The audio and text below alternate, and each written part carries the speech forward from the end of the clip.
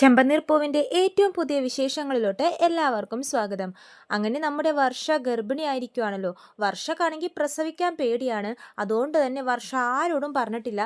വർഷക്കൊരു കുഞ്ഞുണ്ടാവുന്നതിന്, അതായിട്ട് സ്വന്തമായിട്ട് പ്രസവിച്ചൊരു കുഞ്ഞുണ്ടാവുന്നതിനോട് വലിയൊരു താല്പര്യമൊന്നുമില്ല. വേറെ IVF ട്രീറ്റ്മെൻറ്റ് അങ്ങനത്തെ ഒരുപാട് പ്രൊസീജിയേഴ്സ് ഇപ്പോൾ ഉണ്ടല്ലോ, ലേറ്റസ്റ്റ് ടെക്നോളജീസൊക്കെ. അതുവഴി ഒരു കുഞ്ഞിനെ വേണം എന്നായിരുന്നു വർഷയുടെ ആഗ്രഹം. അത് വർഷ എല്ലാവരുടെയും മുമ്പിൽ, കുടുംബത്തിൻ്റെ മുമ്പിൽ പറയുകയും ചെയ്തിട്ടുണ്ടായിരുന്നു. പക്ഷേ പ്രതീക്ഷിക്കാതെ ടൈമിൽ വർഷ പ്രഗ്നൻ്റ് ആവുകയാണ്. അപ്പോൾ ഡോക്ടറിൻ്റെ അടുത്ത് പോകുമ്പോഴേക്കും ഡോക്ടർ ഈ വിവരം വർഷയോട് പറയുമ്പോൾ വർഷക്ക് അത് ഭയങ്കര ഷോക്കാവുകയാണ്. ശ്രീകാന്തിനോട് പോലും പറയാൻ വർഷ തയ്യാറാകുന്നില്ല. ഡോക്ടറിനോട് പറയുന്നുണ്ട്, ശ്രീകാന്തിനോട് ഞാനൊരു സർപ്രൈസ് ആയിട്ട് പറഞ്ഞോളാം, ഡോക്ടർ പറയണ്ട എന്ന് പറഞ്ഞിട്ട് വർഷ ആ ഒരു സീൻ, അവർ തമ്മിൽ, ഡോക്ടറും ശ്രീകാന്തും തമ്മിൽ കണ്ടുമുട്ടുന്ന സീൻ ഒഴിവാക്കുവാണ്. പക്ഷേ വർഷം മൊത്തം ടെൻഷൻ അടിച്ച് നടക്കുവാണ്. പിന്നെ വർഷയുടെ റിലേക്ക് പോയ ഒരു അവസ്ഥയിലോട്ട് എത്തുവാണ്. കാരണം ശ്രീകാന്തിനെ കാണുമ്പോഴൊക്കെ വർഷക്ക് അങ്ങോട്ട് ദേഷ്യം പിടിക്കുവാണ്. നീയാണ് ശ്രീകാന്ത് എല്ലാത്തിനും കാരണം, നീ എന്നെ പറ്റിച്ചു എന്നൊക്കെ പറഞ്ഞ് ശ്രീകാന്തിനെ ഒരുപാട് ഉപദ്രവിക്കുന്നൊക്കെയുണ്ട്. ശ്രീകാന്തിന് കാര്യം മനസ്സിലാവുന്നില്ല. ഈ വർഷം എന്തിനാ എന്നെ കാണുമ്പോൾ ഇങ്ങനെ ദേഷ്യപ്പെടുന്നെന്ന് ശ്രീകാന്ത് ചിന്തിക്കുന്നുണ്ട്. അപ്പോൾ ശ്രീകാന്തിൻ്റെ മനസ്സിൽ വർഷക്കന്ന് വയ്യാതായത് ഫുഡ് പോയ്സൺ അടിച്ചു എന്നുള്ളതാണല്ലോ. പക്ഷേ അതല്ല, വർഷ ഗർഭിണിയാണെന്നുള്ള കാര്യം ശ്രീകാന്തിന് പോലും അറിയത്തില്ല. അങ്ങനെ ഈ സിറ്റുവേഷൻ ഇങ്ങനെ കടന്നു പോയിക്കൊണ്ടിരിക്കുകയാണ്. വർഷക്ക് ശ്രീകാന്തിനോടുള്ള ദേഷ്യം കൂടിയും വരുവാണ്. ശ്രീകാന്തിനോ സച്ചിക്കോ രേവതിക്കോ ആർക്കും തന്നെ ഈ കാരണം മനസ്സിലാവുന്നുമില്ല. ഇന്നത്തെ എപ്പിസോഡിൽ അത് വ്യക്തമായിട്ട് കാണിക്കുന്നുണ്ട്. ശ്രീകാന്ത് നടന്നു പോകുമ്പോഴേക്കും വർഷ ശ്രീകാന്തിൻ്റെ പുറകിലൊരു സാധനം, ഫ്ലവർ വേസ് ഒക്കെ എടുത്ത് എറിയുന്നുണ്ട്. അതുപോലെ തന്നെ ശ്രീകാന്തിനെ ഒരുപാട് തല്ലുന്നും പിടിക്കുന്നും ഇടിക്കുന്നൊക്കെയുണ്ട്. രേവതിയും സച്ചിയും ഇതൊക്കെ കണ്ട് ഞെട്ടിപ്പോകുന്നുണ്ട്. കാരണം വർഷ എന്തിനാ ശ്രീകാന്തിനെ ഇങ്ങനെ ഉപദ്രവിക്കുന്നത്? ശ്രീകാന്ത് കാര്യമായിട്ട് എന്തോ ചെയ്തിട്ടുണ്ട്, പറയടാ എന്താ ചെയ്തതെന്നൊക്കെ സച്ചി ശ്രീകാന്തിനോട് ദേഷ്യത്തിൽ ചോദിക്കുന്നുണ്ട്. അപ്പോൾ ശ്രീകാന്ത്, ഞാനൊന്നും ചെയ്തിട്ടില്ല സച്ചി ഏട്ടാ, അവൾ എന്താ എന്നോട് ഇങ്ങനെ പെരുമാറുന്നെന്ന് എനിക്കറിയത്തില്ല എന്ന് പറയുമ്പോഴേക്കും സച്ചി വിട്ടുകൊടുക്കുന്നില്ലേ, അവൾ വെറുതെ ഒന്നും എന്നോട് അങ്ങനെയൊന്നും പെരുമാറത്തില്ല, എന്തോ കാര്യമുണ്ട്, അല്ലാതെ വർഷം ഇങ്ങനെയൊന്നും ചെയ്യില്ല എന്ന് സച്ചി ഉറപ്പിച്ച് പറയുവാണ്.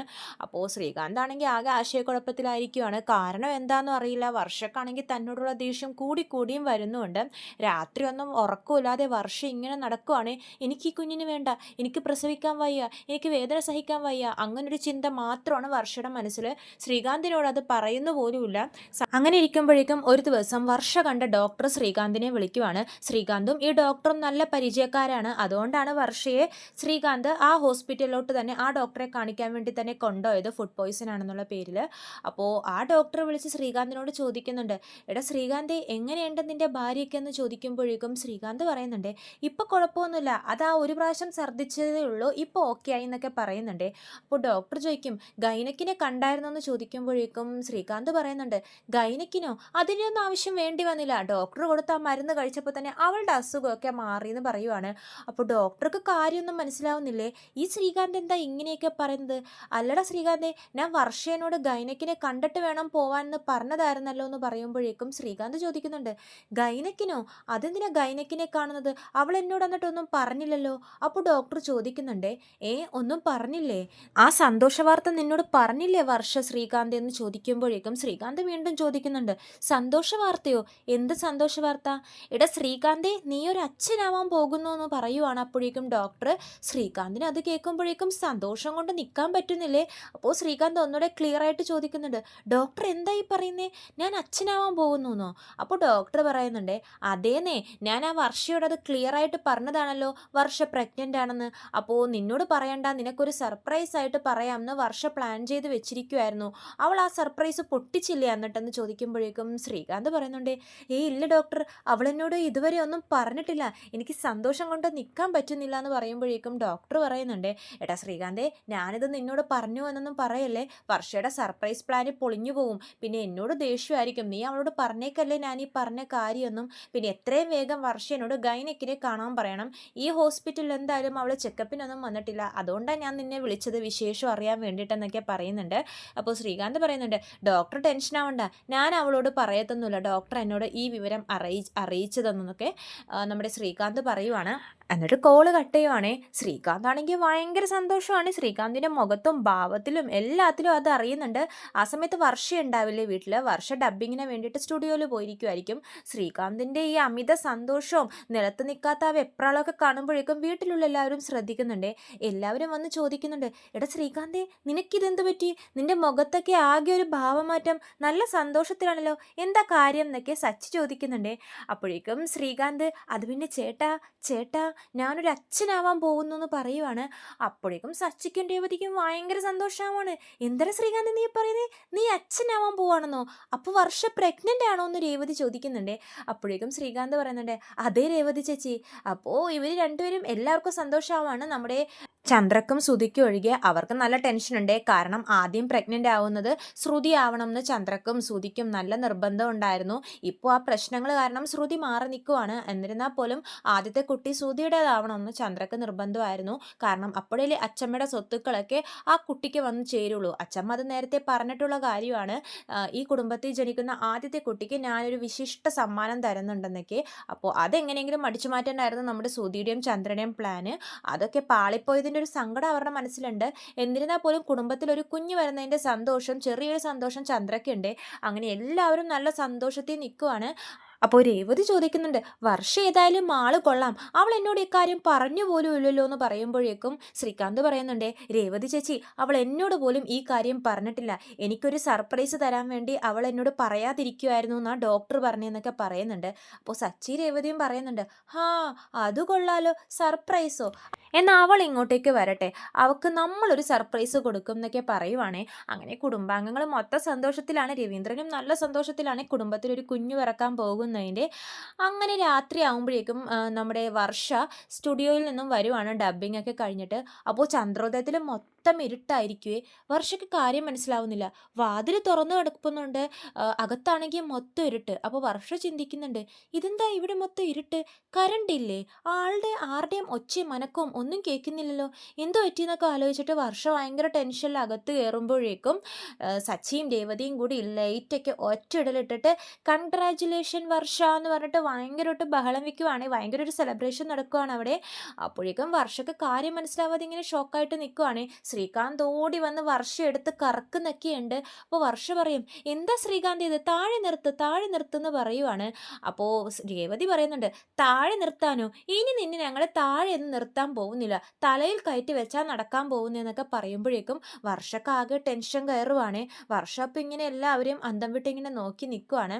അപ്പോഴേക്കും ശ്രീകാന്ത് പറയുന്നുണ്ട്, വർഷേ നീ ഒളിപ്പിച്ചു വെച്ച ആ രഹസ്യം ഞങ്ങൾ അറിഞ്ഞു, നീ ഒരു അമ്മയാവാൻ പോവാണല്ലേ, എന്നിട്ട് എന്താ അത് എന്നോട് പറയാതിരുന്നെന്നൊക്കെ ചോദിക്കുന്നുണ്ട്. വർഷക്ക് അങ്ങോട്ട് ദേഷ്യം വരുവാണേ. വർഷ എല്ലാവരുടെയും മുഖത്തും ഇങ്ങനെ മാറി മാറി നോക്കുന്നുണ്ട്.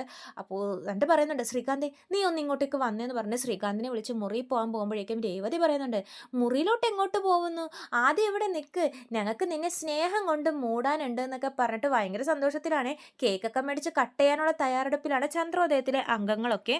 വർഷയുടെ സ്വഭാവം അറിയാലോ, ദേഷ്യം വന്നാൽ പിന്നെ മുന്നും പിന്നും നോക്കില്ല, അവിടെ കിടന്ന് ബഹളം വെക്കുന്നുണ്ട്. എല്ലാവരും ഒന്ന് നിർത്താവോ? അപ്പോഴേക്കും എല്ലാവരും ഇങ്ങനെ വർഷയെ ഷോക്കായിട്ട് നോക്കുന്നുണ്ട്. എന്താ വർഷേ, എന്താ കാര്യം എന്ന് രേവതി ചോദിക്കുമ്പോഴേക്കും വർഷ പറയുന്നുണ്ട്, ഞാൻ എൻ്റെ ആ കാര്യം നേരത്തെ തന്നെ പറഞ്ഞിട്ടുള്ളതല്ലേ, എനിക്ക് പ്രസവിക്കാൻ താല്പര്യമില്ല, എനിക്ക് ഈ കുഞ്ഞിനെ വേണ്ട, നിങ്ങളുടെ ഈ സന്തോഷ പ്രകടനങ്ങളൊക്കെ ഒന്ന് നിർത്തുന്നുണ്ടോ എന്ന് ചോദിക്കുവാണ്. അപ്പോഴേക്കും അത് വീട്ടിലുള്ള എല്ലാവർക്കും ഭയങ്കര ഷോക്കാവാണ്. ശ്രീകാന്തിന് നല്ല വിഷമാവുന്നുണ്ട്. ശ്രീകാന്ത് ചോദിക്കുന്നുണ്ട്, എന്താ വർഷ നീ പറയുന്നത് എന്ന് ചോദിക്കുമ്പോഴേക്കും വർഷ പറയും, നീ എന്താ ആദ്യമായിട്ട് കേൾക്കുന്ന പോലെ, അന്ന് നിങ്ങൾ എല്ലാവരും ഇരുന്നപ്പോൾ തന്നെയല്ലേ ഞാൻ ഈ കാര്യം പറഞ്ഞത്, എനിക്ക് പ്രസവിക്കാൻ വയ്യ, നമുക്ക് ലേറ്റസ്റ്റ് ടെക്നോളജി ഉപയോഗിച്ചിട്ട് കുഞ്ഞുങ്ങളെയൊക്കെ ഉണ്ടാക്കാം, അല്ലെങ്കിൽ നമുക്ക് അഡോപ്റ്റ് ചെയ്യാം എന്നൊക്കെ ഞാൻ പറഞ്ഞതല്ലേ ശ്രീകാന്തേ, പിന്നെ എന്തിനാ നീ ഇങ്ങനെ ആദ്യമായിട്ട് കേൾക്കുന്ന പോലെ ചോദിക്കുന്നതെന്നൊക്കെ ചോദിക്കുന്നുണ്ട്. അപ്പോൾ രവീന്ദ്രൻ പറയുന്നുണ്ട്, മോളെ വർഷേ നീ എന്തൊക്കെയാ പറയുന്നത്, ദൈവം തന്ന കുഞ്ഞാ അത്, അതിന് വേണ്ടെന്നോ, എനിക്ക് ഇതൊന്നും അംഗീകരിക്കാൻ പറ്റില്ല എന്ന് പറയുമ്പോഴേക്കും വർഷ പറയുന്നുണ്ട്, നിങ്ങളാരും അംഗീകരിക്കണ്ട, എനിക്ക് അംഗീകരിക്കാൻ പറ്റും, എനിക്ക് ഈ കുഞ്ഞിനെ വേണ്ട, എനിക്ക് പ്രസവിക്കാൻ വയ്യ എന്ന് പറഞ്ഞിട്ട് വർഷം മുറിയിലോട്ട് കയറി പോവാണ് കേട്ടോ. അപ്പോഴേക്കും വർഷയുടെ ദേഷ്യവും ഭാവമൊക്കെ കാണുമ്പോഴേക്കും വീട്ടിലുള്ള എല്ലാവർക്കും വിഷമാവുമാണ്. ശ്രീകാന്ത് അങ്ങനെ നിന്ന് വിഷമിച്ച് നിൽക്കുമ്പോഴേക്കും സച്ചിൻ രേവതിയും അടുത്ത് പോയി സമാധാനിപ്പിക്കുന്നുണ്ട്. എടാ ശ്രീകാന്തേ, നീ ഇങ്ങനെ വിഷമിക്കല്ലേ, നീ അവളെ കാര്യം പറഞ്ഞ് മനസ്സിലാക്ക്, ഞങ്ങളും പറഞ്ഞ് മനസ്സിലാക്കാം, ഒരു കുഞ്ഞെന്ന് പറഞ്ഞത് ഓരോരുത്തരുടെ ഏറ്റവും വലിയ സ്വപ്നമാണ്, അത് ഇല്ലാതാക്കുക എന്നൊക്കെ വെച്ചാൽ അത് നല്ലതല്ല ശ്രീകാന്തേ, ഞങ്ങൾ പറഞ്ഞ് മനസ്സിലാക്കാം, നീ വിഷമിക്കണ്ട എന്നൊക്കെ പറയുവാണേ. അങ്ങനെ എല്ലാവരും വർഷയെ ഉപദേശിക്കാനൊക്കെ നോക്കുന്നുണ്ട്. പക്ഷേ വർഷ സമ്മതിക്കുന്നില്ല. എനിക്ക് വേദന സഹിക്കാൻ വയ്യ, എനിക്ക് പ്രസവിക്കാൻ വയ്യ, ഇത് ആക്സിഡൻ്റലി സംഭവിച്ചു പോയ ഒരു പ്രഗ്നൻസിയാണ്, അതുകൊണ്ട് തന്നെ ഇത് വേണ്ട എന്നുള്ള ഉറച്ച തീരുമാനത്തിലാണ് വർഷ. പക്ഷേ കുടുംബത്തിലെ ആദ്യത്തെ കുഞ്ഞ് വരാൻ പോകുന്ന ഒരു സന്തോഷത്തിൽ കുടുംബാംഗങ്ങളെല്ലാം നിൽക്കുമ്പോഴേക്കും വർഷയുടെ തീരുമാനം കേൾക്കുമ്പോൾ അവർക്ക് ഭയങ്കര സങ്കടമാവാണ്. പ്രത്യേകിച്ച് രേവതിക്കും സച്ചിക്കും രവീന്ദ്രനും അവർ തളർന്നു പോവാണ്. വർഷയുടെ കുഞ്ഞിനെ കൊഞ്ചിക്കണം, ലാളിക്കണം, സ്വന്തം കുഞ്ഞിനെ പോലെ വളർത്തണം എന്നൊക്കെ ആയിരുന്നു രേവതിയുടെ മനസ്സിൽ. രേവതി അത് വർഷയോട് പറയുമ്പോഴേക്കും വർഷ പറയുന്നുണ്ട്, സ്വന്തം കുഞ്ഞിനെ പോലെ ലാളിക്കണമെങ്കിൽ രേവതി ചേച്ചിക്ക് പ്രസവിച്ചൂടെ, എത്രയും പെട്ടെന്ന് നിങ്ങൾ പ്രസവിക്കുക എന്നൊക്കെ പറയുന്നുണ്ട് രേവതിയോട് തറുതലയായിട്ട്. അപ്പോഴേക്കും ഇവർക്ക് പിന്നെ എന്ത് ചെയ്യണം എന്നൊരു ഇതുമില്ല. വർഷയാണെങ്കിൽ അങ്ങനെ നടക്കുവാണ്. അപ്പോൾ രവീന്ദ്രൻ പോയി വർഷയോട് പറയുന്നുണ്ട്, മോളെ ആ കുഞ്ഞിനെ ഞങ്ങൾക്ക് വേണം, മോള് ഈ വിചാരിക്കുന്ന പോലെയൊന്നല്ല പ്രസവം, അത് അതിൻ്റെ ഒരു വഴിക്ക് അങ്ങോട്ട് നടന്നു പൊക്കോളും, നീ ഇങ്ങനെ ടെൻഷൻ അടിക്കാതിരുന്നാൽ മാത്രം മതി, ആ കുഞ്ഞിനെ ദൈവം തന്നതാ, ഇവിടെയുള്ള വേറെ ആർക്കും ഇതുവരെ ഒരു കുഞ്ഞുണ്ടായിട്ടില്ല, ദൈവം അറിഞ്ഞു തന്ന കുഞ്ഞാ അത്, അതിനെ കളയല്ലേ മോളെ, ദൈവശാപം ഉണ്ടാവും, കോപം ഉണ്ടാവും എന്നൊക്കെ രവീന്ദ്രൻ പറയുമ്പോഴേക്കും വർഷ അങ്ങോട്ട് തളർന്നു പോവാണ്. കാരണം രവീന്ദ്രൻ ആദ്യമായിട്ടാണ് തന്നോടൊരു കാര്യം ആവശ്യപ്പെടുന്നത്. എന്നിരുന്നാൽ പോലും വർഷക്ക് ആ കുഞ്ഞ് വേണ്ട എന്നുള്ളൊരു ആഗ്രഹം മനസ്സിൽ തന്നെയാണ്. ഉറങ്ങാതെയും ഉണ്ണാതെയും കഴിക്കാതെയും അങ്ങനെ നടക്കുവാണ്. ജോലിക്ക് പോകും, തിരിച്ചു വരും, ഉറക്കില്ല, ഭക്ഷണമില്ല, അങ്ങനത്തെ ഒരു രീതിയായിരുന്നു വർഷക്ക്. പക്ഷേ കുഞ്ഞിനെ അബോർഷനൊന്നും ചെയ്യുന്നില്ല കേട്ടോ. അങ്ങനെ കുറേ കഴിയുമ്പോഴേക്കും വർഷയുടെ ഈ ഒരു സ്റ്റേജ്, അതായത് ഇങ്ങനത്തെ ആ ഒരു മൂഡ് ഇങ്ങനെ പോയിക്കൊണ്ടിരിക്കുമ്പോഴേക്കും ഭയങ്കര ഡിപ്രഷൻ സ്റ്റേജിലോട്ടൊക്കെ പോവാണ്. അങ്ങനെ അബോർഷൻ ചെയ്യാതെ തന്നെ വർഷയുടെ ആ കുഞ്ഞ് വർഷയിൽ നിന്നും വിട്ടുപോവാണേ. അപ്പോഴേക്കും രാത്രിയാകുമ്പോൾ വർഷക്ക് ഭയങ്കര വയറുവേദന വരുവാണ്. ശ്രീകാന്തേ എനിക്ക് സഹിക്കാൻ പറ്റുന്നില്ല, ഭയങ്കര വയറുവേദന എന്നൊക്കെ പറയുമ്പോഴേക്കും ശ്രീകാന്തും കുടുംബത്തിലുള്ള എല്ലാവരും കൂടി വർഷയെ ഹോസ്പിറ്റലിൽ കൊണ്ടുപോകുന്നുണ്ട്. ഹോസ്പിറ്റലിൽ കൊണ്ടുപോകുമ്പോഴേക്കും അവിടുത്തെ ഡോക്ടർ ആ ഞെട്ടിക്കുന്ന വിവരം പറയുവാണ്, വർഷയുടെ കുഞ്ഞ് അത് നഷ്ടപ്പെട്ടിരിക്കുകയാണെന്ന് പറയുമ്പോഴേക്കും എല്ലാവരും തകർന്നു പോവാണ്, കരയുവാണ് എല്ലാവരും കൂടി ഇരുന്നിട്ട്. അപ്പോൾ ഡോക്ടർ പറയുന്നുണ്ട്, അവളുടെ ടെൻഷനും അവളുടെ ആ ഡിപ്രഷനും എല്ലാം ആണ് ഇതിന് കാരണം, നിങ്ങളാരും ഇനി അവളെ കുറ്റപ്പെടുത്തരുതെന്നൊക്കെ പറയുന്നുണ്ട് ഡോക്ടർ. എന്നിരുന്നാൽ പോലും ശ്രീകാന്തിനൊക്കെ നല്ല ദേഷ്യം വരുവാണ് വർഷയോട്. വർഷയെ തിരിച്ച് വീട്ടിലോട്ട് വരുമ്പോഴേക്കും പിന്നെ അവിടെ ഒരു മേളം തന്നെ നടക്കുവാണ്. ശ്രീകാന്ത് പറയുന്നുണ്ട്, നിനക്കിപ്പോൾ സന്തോഷമായില്ലേടി, നിനക്ക് ആ കുഞ്ഞിനെ വേണ്ടായിരുന്നല്ലോ, അതുകൊണ്ട് ദൈവം തന്ന കുഞ്ഞിനെ ദൈവം തന്നെ എടുത്തു, നിനക്ക് സന്തോഷമായില്ലേ, ഇനി സന്തോഷിക്ക്, ഇനി നീ ഏത് ടെക്നോളജി ഉണ്ടാക്കിയിട്ട് വേണമെങ്കിലും കുഞ്ഞിനെ ഉണ്ടാക്കിക്കോ എന്നൊക്കെ പറഞ്ഞ് ശ്രീകാന്ത് ഭയങ്കരമായിട്ട് പൊട്ടിത്തെറിക്കുവാണ് വർഷയോട്. വർഷക്കും ഒരു ചെറിയ സങ്കടം ഉണ്ടായിരുന്നു. എന്തായാലും തൻ്റെ സ്വന്തം കുഞ്ഞല്ലേ. പക്ഷേ വർഷം ഒന്നും മിണ്ടാതെ എല്ലാം തൻ്റെ തെറ്റാണെന്ന് മനസ്സിലാക്കിയിട്ട് വർഷം ഒന്നും മിണ്ടാതെ നിൽക്കുവാണ്. രവീന്ദ്രനും ചീത്ത പറയുന്നുണ്ട്, എന്നാലും ഇതിത്തിരി കൂടിപ്പോയി വർഷേ, ഞാൻ പോലും നിന്നോട് പറഞ്ഞതല്ലേ ടെൻഷൻ അടിക്കരുത്, ഈ സമയത്ത് ഹാപ്പി ആയിട്ടിരിക്കണം എന്നൊക്കെ, നീ ഒന്നും കേട്ടില്ല, നീ മനഃപൂർവ്വം തന്നെ ഇത് വരുത്തി വെച്ചതാ, മതി മോളെ, എല്ലാം മതിയായി എന്ന് പറഞ്ഞ് രവീന്ദ്രൻ ആകെ തകർന്ന അവസ്ഥയിലാണ്. സച്ചിയും രേവതിയും ഒക്കെ പൊട്ടിക്കരയുവാണേ. കാരണം അവരും ഒരു കുഞ്ഞിന് വേണ്ടിയിട്ടുള്ള പ്രതീക്ഷയിലായിരുന്നല്ലോ. ചന്ദ്രയ്ക്കും ഒരു സങ്കടമുണ്ട്, സുധിക്കും അതുപോലെ തന്നെ വർഷയുടെയും ശ്രീകാന്തിൻ്റെയും ഈ ദുഃഖം കാണുമ്പോഴേക്കും ഭയങ്കര സങ്കടാവുമാണ്. വർഷ എന്തെങ്കിലും പറയാൻ ശ്രമിക്കുമ്പോഴേക്കും ശ്രീകാന്ത് സമ്മതിക്കുന്നില്ല.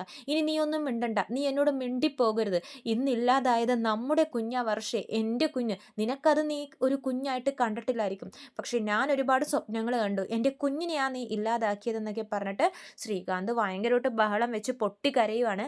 അപ്പോൾ ഇതൊക്കെയാണ് നമ്മുടെ ചെമ്പനീർ പൂവിലെ ഏറ്റവും പുതിയ വിശേഷങ്ങൾ. കൂടുതൽ വിശേഷങ്ങൾ ഞാൻ എൻ്റെ ചാനലിലൂടെ അപ്ലോഡ് ചെയ്യുന്നതാണ്. ചാനൽ സബ്സ്ക്രൈബ് ചെയ്യാത്തവർ സബ്സ്ക്രൈബ് ചെയ്യണം. വീഡിയോ ഇഷ്ടമായെങ്കിൽ ലൈക്ക് ചെയ്യാനും മറക്കരുത്. എല്ലാവർക്കും നന്ദി.